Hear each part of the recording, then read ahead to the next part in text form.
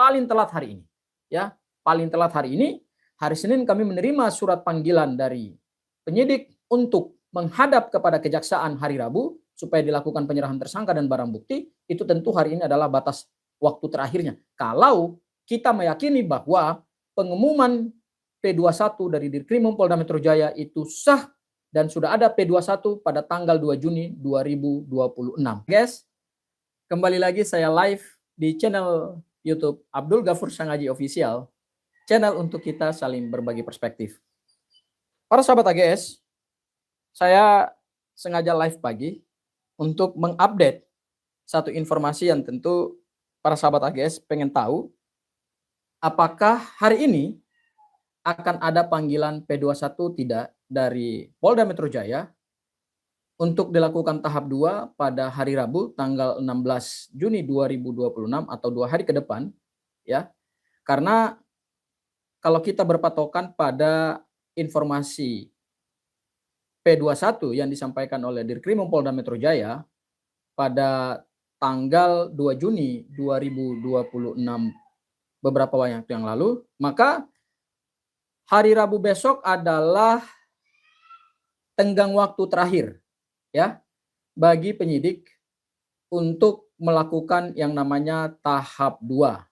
Tahap 2 itu adalah penyerahan tersangka dan barang bukti, para sahabat AGS. Nah, kita tentu hari ini ingin mengupas isu tersebut, apakah memang pada akhirnya akan ada panggilan untuk para pejuang-pejuang kami, ya, menghadap ke kantor kejaksaan atau tidak pada hari Rabu, ataukah jangan-jangan memang informasi P21 yang disampaikan oleh Dirkrimum Polda Metro Jaya itu belum pasti dan belum mendapatkan suatu kepastian hukum gitu ya. Kita akan menguji apakah omongan para termul-termul yang katanya akan segera dilakukan tahap 2 atau penyerahan tersangka dengan barang bukti, kemudian akan segera dilakukan penahanan, apakah kita akan uji? Karena hari ini adalah hari yang ke para sahabat AGS, hari yang ke H plus 12 ya, atau hari yang ke-12 ya, hari yang ke-12 artinya kita akan menguji apakah betul-betul P21 itu akan keluar atau tidak, atau akan dilakukan penyerahan tersangka atau tidak pada hari Rabu. Karena gini, berdasarkan aturan yang berlaku di internal kejaksaan dan berdasarkan juga ketentuan hukum acara pidana, maka penyerahan tahap 2 atau penyerahan tersangka dan barang bukti itu batas waktunya adalah 14 hari. Ya, batas waktu maksimal bagi penyidik untuk menyerahkan tersangka dan barang bukti itu adalah 14 hari. Jadi tidak boleh lewat dari 14 hari.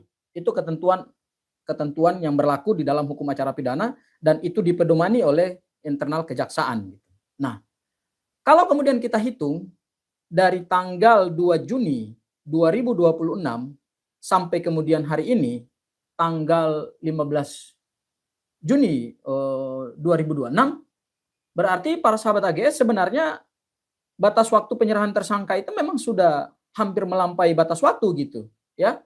Dan kita akan menguji apakah hari ini hari yang ke-12 ya, hari yang ke-12 apakah hari ini akan keluar namanya surat panggilan kepada para tersangka untuk dilakukan tahap 2 pada hari Rabu, karena ingat besok itu adalah tanggal 1 Muharram 1448 Hijriah, sehingga tentu tidak mungkin di hari libur itu akan diberikan surat panggilan kepada para tersangka. Ya, sehingga kami mengasumsikan bahwa hari ini adalah batas waktu terakhir bagi penyidik untuk mengirimkan surat panggilan kepada para tersangka, sehingga nanti pada hari Rabu tersangka dan para tim kuasa hukum akan mendampingi para pejuang-pejuang tersebut untuk dilakukan tahap 2 di Kejaksaan Tinggi DKI Jakarta, yang tentu saya ingin sampaikan kepada para sahabat AGS, penyerahan tersangka dan barang bukti itu tidak akan dilakukan di Kejaksaan Tinggi, tetapi akan dikoordinasikan oleh Kejaksaan Tinggi, dan itu akan dilakukan di mana wilayah hukum dari Kejaksaan Negeri tempat persidangan akan dilakukan. Ya, Sebatas informasi yang saya terima bahwa perkara ini katanya akan disidangkan di wilayah hukum Kejaksaan Negeri Jakarta Selatan ya, karena pengadilannya yang punya kompetensi relatif adalah Pengadilan Negeri Jakarta Selatan berdasarkan tempus dan locus delicti yang ada di dalam surat penetapan tersangka. Ya, jadi saya bersama tim kuasa hukum yang lain dan para pejuang-pejuang ya, ada Mas Roy, ada Bu Tifa ya, dan kemudian ada pejuang-pejuang lain. Kami tentu hari ini ingin menguji apakah omongan para termul-termul bahwa ini sebentar lagi akan dilakukan tahap 2 ya. Kalau mau dilakukan tahap 2 berdasarkan pengumuman dari Dirkrimum Polda Metro Jaya, karena ada batas waktu 14 hari penyerahan tersangka dan barang bukti, maka itu tentu harus dilakukan pengiriman suratnya adalah hari ini. Paling telat hari ini. Ya, paling telat hari ini. Hari Senin kami menerima surat panggilan dari penyidik untuk menghadap kepada kejaksaan hari Rabu supaya dilakukan penyerahan tersangka dan barang bukti. Itu tentu hari ini adalah batas waktu terakhirnya. Kalau kita meyakini bahwa pengumuman P21 dari Dirkrimum Polda Metro Jaya itu sah dan sudah ada P21 pada tanggal 2 Juni 2026. Karena sekali lagi saya tegaskan, batas waktu penyerahan tersangka dan barang bukti itu berdasarkan hukum acara pidana dan dipedomani oleh internal kejaksaan itu adalah 14 hari. Jadi only 14 hari. Lewat dari 14 hari tentu itu akan menjadi pelanggaran ya, dan saya kira pihak kejaksaan juga tidak akan menerima ya penyerahan tersangka dan barang bukti melampaui batas waktu yang sudah mereka tentukan gitu.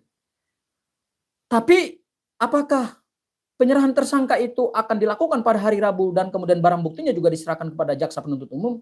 Saya masih ragu sampai hari ini para sahabat AGS ya. Karena kalau kemudian kita lihat apa yang disampaikan oleh Dirkrimum Polda Metro Jaya bahwa informasi tanggal 2 Juni tahun 2026 itu Dirkrimum mengatakan bahwa berdasarkan hasil koordinasi mereka dengan kejaksaan tidak diperlukan lagi pemenuhan terhadap petunjuk P19 dan akan ditentukan jadwal penyerahan tersangka dan barang bukti. Saya kira pernyataan ini masih bersayap ya, masih sangat bersayap dan tidak menimbulkan kepastian hukum, tetapi kemudian diinterpretasikan oleh para termul-termul itu bahwa seolah-olah kejaksaan telah menyatakan berkas perkara para pejuang kami itu dinyatakan P21.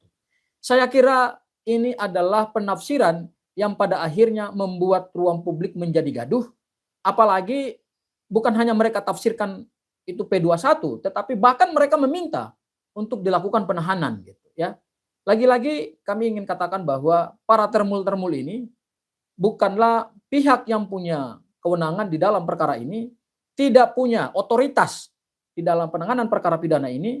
Mereka bukan pihak pelapor, mereka tidak punya legal standing atau kedudukan hukum dalam perkara pidana ini. Mereka lah hanya supporter ya. Mereka itu namanya aja relawan. Relawan itu kan sifatnya informal.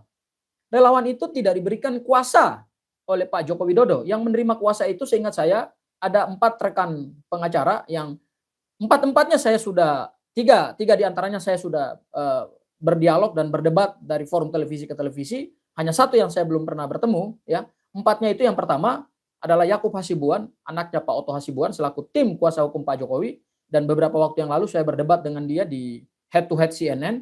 Yang kedua adalah Profesor Firmanto, ya, itu juga tim kuasa hukum resmi.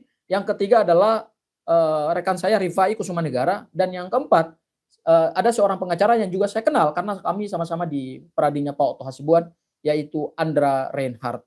Share, like and comment. Subscribe, share, like and comment. Subscribe, share, like and comment.